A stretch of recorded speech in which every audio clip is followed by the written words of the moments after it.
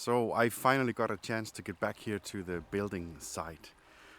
Autumn is here, and as you just saw, it is a very unstable weather. We have some really warm days where the sun is just amazing, and then by the blink of an eye, we have days where everything is just dark and grey and moody, and there is a lot of rain coming down, and it only takes about a day of heavy rain, and then this area floods. The small stream right behind me swells up like you just saw, and the ground here gets very muddy. After some days like that with heavy rain, it does take maybe 3 or 4 days before the ground here is nice to work on. Else I would just create deep holes and step around in deep mud. The stream falls down to its regular size really fast, but the ground here stays moist quite a long while. In this episode, I am preparing the 6 posts that are the outer walls of the small house. So the outer walls are shorter, are lower than the center of the house, and there's 3 posts in each outer wall, and at some point there will be a beam across here. What is missing now is 2 posts that are going to be in the center of the house. In each end there's going to be a taller post, taller than me, that will carry the main weight of the roof, so we get this arced triangular shaped roof. So the main body of this work is preparing all the tenons in the posts and then the mortises in the bottom frame. In the earlier video about making the lap joints for the bottom frame, you saw me preparing these joints just with a mallet and a chisel and an axe. It is very possible, but it does take a long time. In this video I finally got to use the saw that I have been working on. The saw really makes a difference in time and effort when it comes to cutting all these big tenons on the posts. The posts are roughly 3 inches or 12.5, 13 centimeters on each side, so there's a lot of material that has to be removed, and with only the chisel this is very laborsome. The saw makes it very easy. I made the saw myself from a piece of iron, and I filed it out to shape to fit the find from Mästermyr. I don't know if I've spoken about this before, but in Mästermyr in Sweden, they find a complete tool chest from a woodworker or metal worker, or even both from the Viking Age. And in this chest there was 3 different saws, and this saw is a replica of the biggest and most aggressive saw. But it was so much fun to finally get this saw running, and it really does a great job. It's more difficult to hold than a modern saw that has this kind of pistol grip kind of thing almost. Here you're holding it more like a kitchen knife. But I really love the sound, and I love the feeling of using this tool. And this is I think this is one of the only tools that I have made myself. So I'm very proud of that. To make the mortises that the tenons will slide into, it's mostly a job for the chisel. But I ended up using the big auger bit that you saw me using in the video where we made the working benches to make the holes for the legs. The diameter of this drill fits exactly with the size of the tenon. So I used this to drill out the majority of the material and then just pare down the sides with the chisel. This made it fairly easy to prepare the mortises. One issue that I did find was that in the corner posts, the mortise for the corner posts, there is nothing supporting the wood underneath. So when I was chiseling down through, I actually blew out a lot of the fibers in one of the posts. So in the end, I decided just to keep the top part of the lap joint in the corners with a rectangular hole, and in the bottom part I just had the hole that I made with the drill bit. So then accordingly the tenon was round in the bottom part and square in the top part. And I hope that it comes through that the lap joint goes like this, and then the corner post with the tenon going all the way down through locks the bottom frame in place in any direction and from moving. So it kind of like interlocks that way. You also saw me taking away the posts again. And there is 2 reasons for this. The main reason is that I need to continue working on them. Before I can set them in their right place, I need to prepare some knee braces or wind braces. This is small pieces of wood that go across from the bottom frame up and meets the posts in a certain place to keep them straight and from not being able to move. This provides strength for the general structure.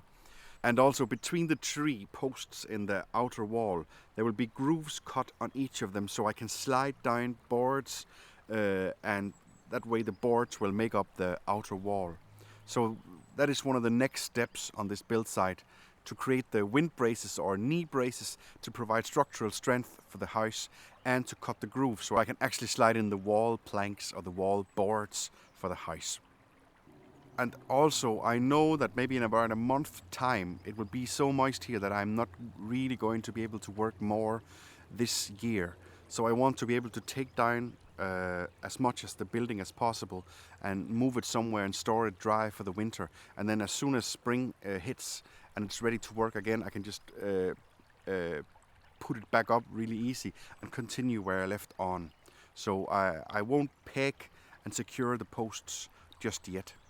You also saw me using tar, birch bark tar, to hopefully protect the wood of the bottom frame from the elements and from the moist of winter. We are at a time now in the year where the sun's arc over the sky does not allow a lot of direct sunlight coming in here on the building site, and it does make the area very moist. So I wanted to protect the bottom frame. I have a video from a few years back, I think. I will put a link up here, where I demonstrate how to extract tar from birch bark in a small scale using simple ceramic or clay pots. And I've been doing this many times over the last years. Whenever I had excess of birch bark from my projects, or even gnarly root parts of pine wood from the fireplace that contained a lot of resin, I have been making small burns, and this have accumulated into quite a lot of tar that now I will use for this project. Eventually the whole building will be protected from the outside by tar, maybe once a year. But for now, just the bottom frame, that is the only permanent part of the structure for now. And one thing that was quite interesting to try out was the plumb line, a piece of string with a small weight attached to the bottom. We do have finds from Hedeby of small wooden circular weights almost with a tiny loop on. And the idea is that these would have been attached to a string.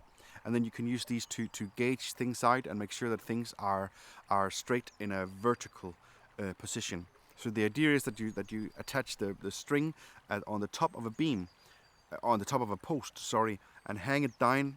And then you just eyeball the gap, the distance between the line and the post, and if this distance is straight all the way down, then you know that your post is straight vertical, because the line will hang down exactly straight.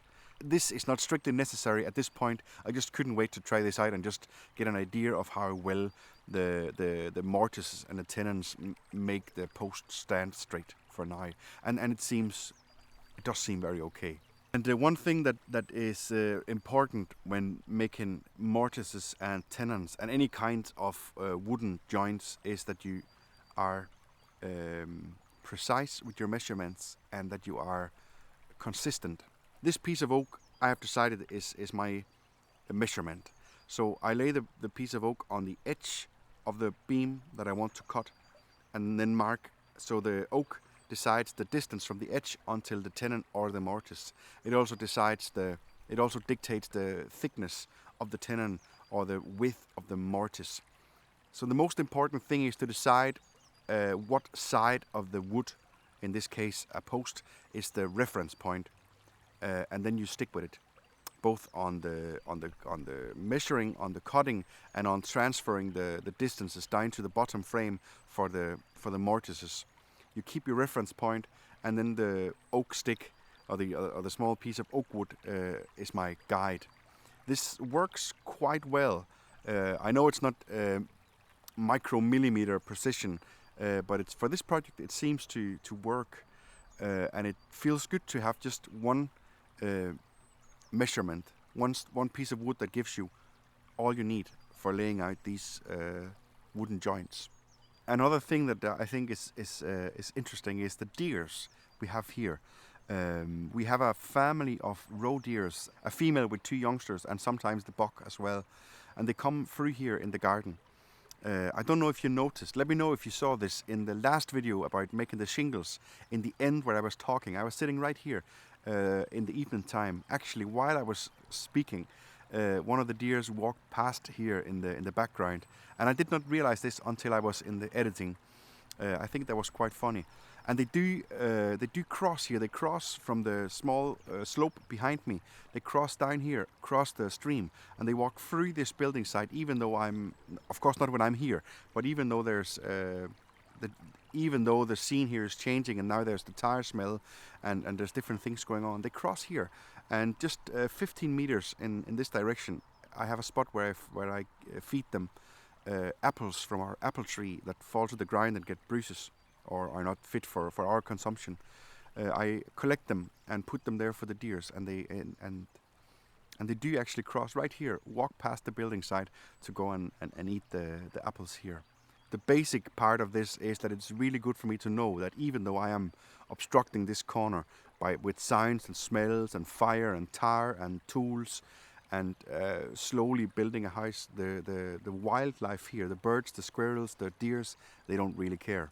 They come here anyway, and I can see here in the mud that there's footprints from different animals as well. So it really makes me happy to know that the animals are okay with me making a house here.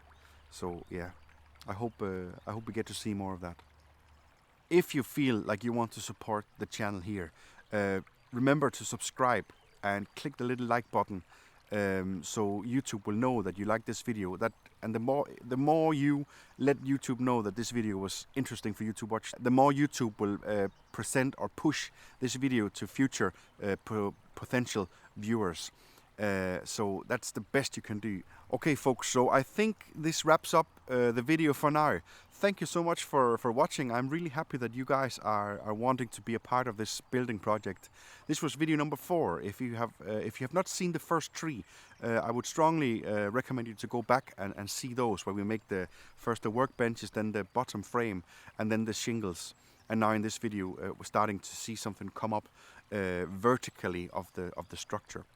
I can't wait to be back whenever the time and the weather dictates it, and hopefully before winter be able to have the outer walls in place, at least the 2 lower walls with their knee braces, and then the boards that will slide in between in the grooves that I will cut in the posts.